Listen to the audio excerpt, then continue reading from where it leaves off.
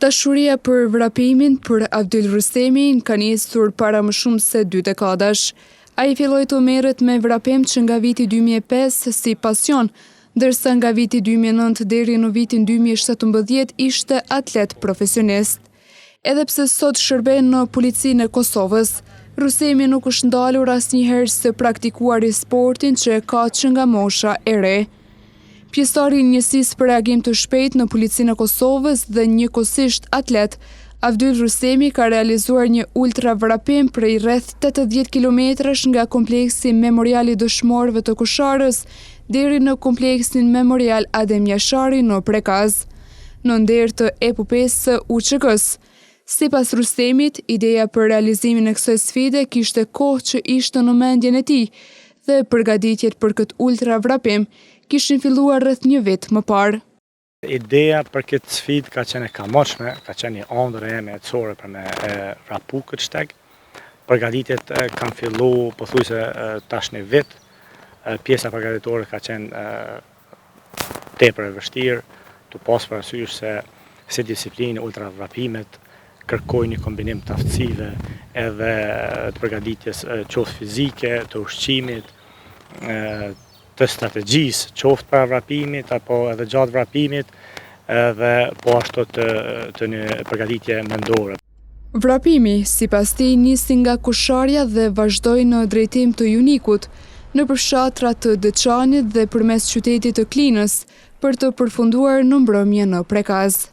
Vrapimin e kanë filluar nga kompleksi i dëshmorëve në Kusharë dhe kemi vazhduar në drejtim të Junikut, fshatrave të Deçanit, përmes qytetit të Klinës dhe kemi arrit në mbrëmje në kompleksin e dëshmorëve në Prekaz. Shtegu ka qenë i vështirë, tu pas parasysh që ka qenë terren asfalt. Shtoja kësaj edhe temperaturat që kanë qenë mëngjes pak të ulta.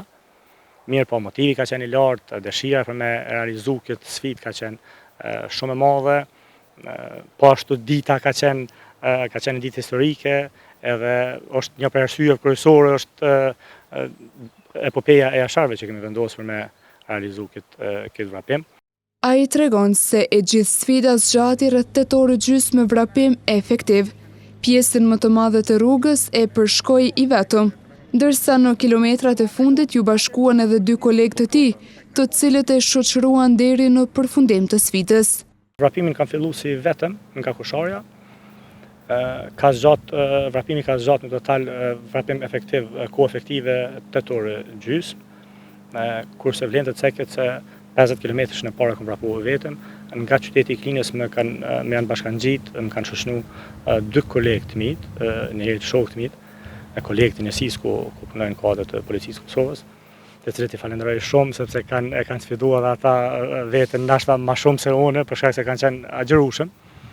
Edhe më kanë shoqëruar në etapën më të vështirë më sepse 30 km i fundit është pjesa më sfiduese më për një ultravrapues, për shkak se aty fillon edhe ajo kriza psikologjike kur organizmi fillon me harxhu veten, fillon të harxhohet në masë të madhe glikogjeni dhe po ashtu ekziston ajo kriza psikologjike kur gjithmonë truri jep komandën që me ndalu, me ndërprer atë performancë, me ndërprer atë vrapim. Mes tjerash, Abdyl Rustemi foli edhe për simbolikën e këtij vrapimi. Simbolika e këtij vrapimi ka qenë që nga Kusharja ta bartim flamurin dhe ta dërgojmë tek komandanti legjendar në Prekaz në shenjë të lajmërimit që është fituar betejë e Kusharës. Ky ultra vrapim u realizua si një sfidë sportive, por edhe si një mënyrë për të shënuar një nga datat më të rëndësishme të historisë së Kosovës.